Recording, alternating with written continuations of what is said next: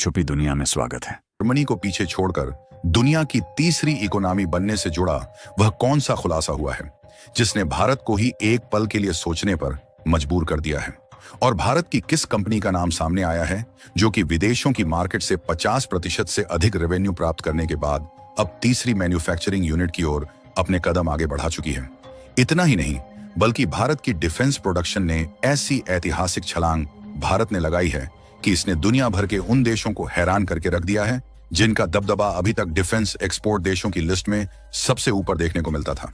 और इसके अलावा भी काफी सारी इंपॉर्टेंट अपडेट्स निकल कर सामने आ रही है जो आपको मेन स्ट्रीम न्यूज चैनल्स पर भी देखने को नहीं मिलेंगी, इसलिए वीडियो को एंड तक जरूर देखिएगा। सबसे पहले बात करते हैं भारत के इकोनॉमी की, जो इस समय दुनिया की चौथी सबसे बड़ी अर्थव्यवस्था है। यानी कि भारत की इकोनॉमी के साइज का आकार इस समय दुनिया में चौथी पोजीशन पर है, जहां पहले पोजीशन पर अमेरिका, दूसरे पर चीन और तीसरे पर जर्मनी है। और कमाल की बात यह है कि इस समय भारत की इकोनॉमी दुनिया की सबसे तेजी से आगे बढ़ती हुई इकोनॉमी बन चुकी है। 2026 की ताजा रिपोर्ट बताती है कि भले ही भारत के ट्रेड में अमेरिकी टैरिफ और बाकी रुकावटों के कारण अनसर्टेनिटी बनी हुई है, उसके बावजूद भी भारत इकोनॉमी के आगे बढ़ने की रफ्तार 6 या 7% नहीं बल्कि 7% से ज्यादा, लगभग 7.4% की रफ्तार से आगे बढ़ेगी। लेकिन जब भारत दुनिया की थर्ड लार्जेस्ट इकोनॉमी की राह पर चल रहा है तो पर कैपिटा इनकम को लेकर फिर से सवाल उठने शुरू हो गए। क्या अभी भी लो क्यों हैं? दरअसल पर कैपिटा इनकम का मतलब होता है देश की कुल राष्ट्रीय आय को उसकी कुल आबादी से भाग देना, और यहीं पर भारत की सबसे बड़ी चुनौती सामने आती है। भारत की जीडीपी भले ही तेजी से बढ़ रही हो, लेकिन भारत की आबादी भी 140 करोड़ से ज्यादा है। यानी इकोनॉमी का जो भी केक बन रहा है उसे बांटने वालों की संख्या बहुत ज्यादा है। यही वजह है कि अमेरिका, जर्मनी या जापान जैसी इकोनॉमी जहां कम आबादी के कारण ज्यादा पर कैपिटा इनकम दिखा पाती हैं, वहीं भारत में जीडीपी ग्रोथ का असर हर व्यक्ति तक पहुंचने में समय लगता है। सरल शब्दों में कहें तो भारत अमीर तो हो रहा है, लेकिन हर भारतीय उतनी तेजी से अमीर नहीं बन पा रहा। दूसरी बड़ी वजह है भारत का इनफॉर्मल सेक्टर। आज भी भारत की बड़ी आबादी ऐसे सेक्टर्स में काम कर रही है जहां आय स्थिर नहीं है, सोशल सिक्योरिटी नहीं है और प्रोडक्टिविटी सीमित है। खेती, छोटे व्यापार और असंगठित श्रम क्षेत्र में काम करने वाले करोड़ों लोग जीडीपी में तो योगदान देते हैं, लेकिन उनकी कमाई बहुत कम रहती है। इसके उलट विकसित देशों में मैन्युफैक्चरिंग, हाईटेक इंडस्ट्री और सर्विस सेक्टर का बड़ा हिस्सा है, जहां प्रति व्यक्ति उत्पादन और आय दोनों ज्यादा है। यही गैप भारत की पर कैपिटा इनकम को नीचे खींचे रखता है। लेकिन यहाँ एक पॉजिटिव संकेत भी छुपा है। भारत की मैन्युफैक्चरिंग, डिफेंस प्रोडक्शन और एक्सपोर्ट में जो तेजी देखने को मिल रही है, वह आने वाले वर्षों में पर कैपिटा इनकम की तस्वीर बदल सकती है। और दूसरी बड़ी खबर इसी डिफेंस सेक्टर को लेकर आ रही है, जहां भारत ने एक बार फिर दुनिया को चौंका दिया है। ताजा रिपोर्ट के मुताबिक डिफेंस प्रोडक्शन में भारत ने अब तक की सबसे ऐतिहासिक छलांग लगाई है। खास बात यह है कि जहां एक तरफ भारत का डिफेंस निर्यात तेजी से बढ़ रहा है, वहीं दूसरी तरफ आयात में लगातार गिरावट देखने को मिल रही है। यानी जो हथियार और डिफेंस इक्विपमेंट भारत पहले विदेशों से मंगवाता था, आज वही चीजें भारत खुद बना रहा है और दूसरे देशों को बेच भी रहा है। यह बदलाव सिर्फ आंकड़ों का नहीं बल्कि भारत की रणनीतिक ताकत का संकेत है। दरअसल मेक इन इंडिया और आत्मनिर्भर भारत अभियान के तहत भारत ने प्राइवेट कंपनियों और स्टार्टअप्स को डिफेंस सेक्टर में एंट्री दी। इसका नतीजा यह हुआ कि आज Bharat BrahMos missile, Tejas fighter jet, artillery gun, drone और नेवल सिस्टम जैसे हाईटेक डिफेंस प्रोडक्ट्स का निर्यात कर रहा है। Africa, Middle East, South East Asia और लैटिन अमेरिका के कई देश अब भारत से डिफेंस डील साइन कर रहे हैं। यही वजह है कि डिफेंस एक्सपोर्ट जहां रिकॉर्ड स्तर पर पहुंच गया है, वहीं आयात में कमी आना भारत की इकोनॉमी और पर कैपिटा इनकम दोनों के लिए एक मजबूत पॉजिटिव संकेत माना जा रहा है। क्योंकि डिफेंस एक्सपोर्ट के आंकड़ों को देखा जाए तो उसमें हर साल बढ़ोतरी हो रही है और इस समय 23,000 करोड़ रुपए को पार कर चुका है। और इसी सेक्टर की खबर को उसके बाद जोड़ते हुए देखें तो आगे कहानी और भी दिलचस्प हो जाती है।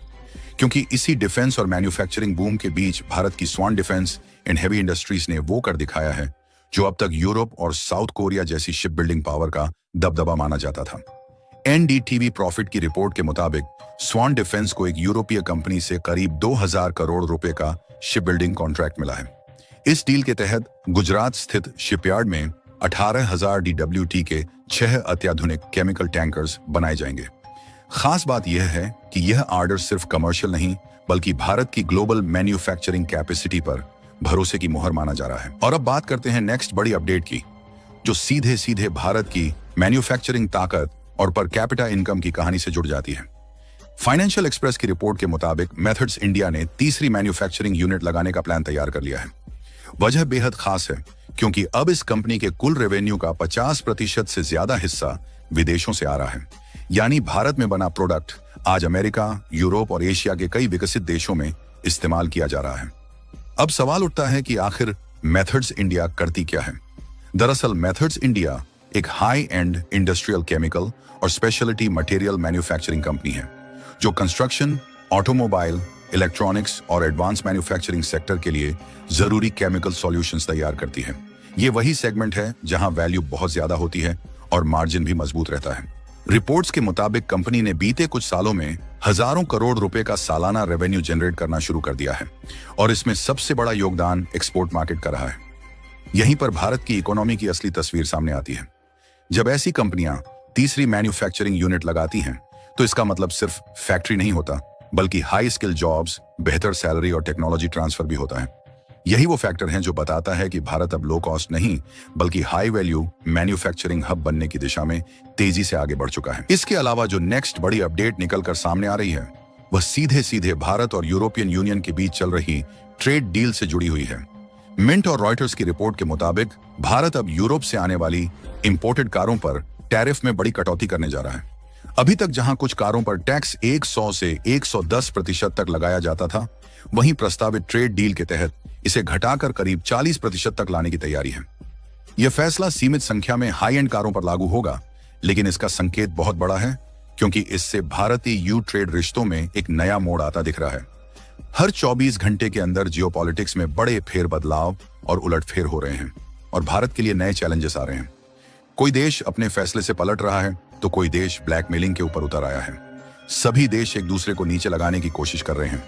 इन सब के बीच हमारा भारत किसी भी देश से पीछे ना रह जाए, इसके लिए मोदी सरकार लगातार कोशिशें कर रही है। एंड भारत की foreign policy, defence news, economy और ग्लोबल अफेयर्स का सही एनालिसिस हमारे चैनल जी के दृष्टि का मिशन है, और यह मिशन आपके सपोर्ट के बिना अधूरा है। इंडियन जी के दृष्टि के ऊपर हम सभी फैक्ट्स और डाटा बिल्कुल सरल भाषा में एनालाइज करते हैं, बिना किसी एजेंडा के।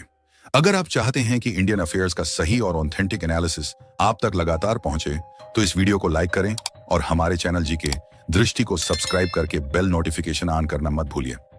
आपका एक लाइक हमारे चैनल को ग्रो करने में काफी मदद करेगा, और एक सब्सक्राइब यह सुनिश्चित करेगा कि आप किसी भी इंपॉर्टेंट अपडेट को मिस ना करें। अगर आपने हमारे चैनल को पहले से सब्सक्राइब किया है, तो दिल से धन्यवाद। जय श्री राम।